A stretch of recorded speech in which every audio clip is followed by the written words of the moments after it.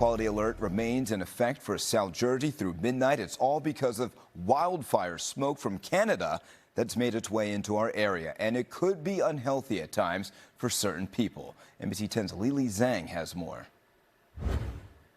If you walked outside in Philadelphia today, you may have felt like something was in the air, and you're not alone. While the air quality alert was issued for New Jersey, people here say they could feel a difference.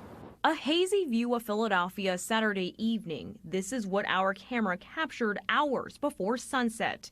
Maureen Cotterill says she noticed the air quality was off early in the day. I can't even see, the buildings I typically see every day.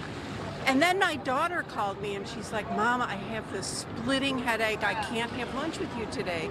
And I'm, Then I go out on the balcony and I'm like, oh my God, no wonder she's got a headache. Wildfire smoke from Canada has made it into our region.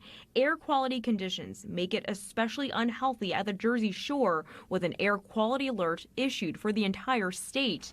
In Philadelphia, the clouds look a little funny. They don't look the same. I have my asthma pump on standby just in case. Air quality was considered unhealthy at times Saturday for sensitive groups. People like Christina Fleming, for example, she has asthma.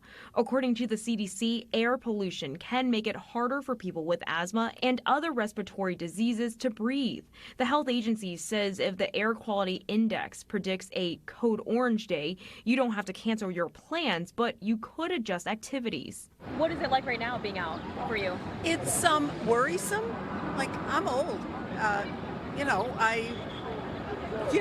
want to keep healthy. I'm a little worried about this, but I can't stay inside all day. Cotterill says she stayed inside Saturday as long as she could, but still needed to get things done. I'm out here, not thrilled about the air, but, what am I going to do?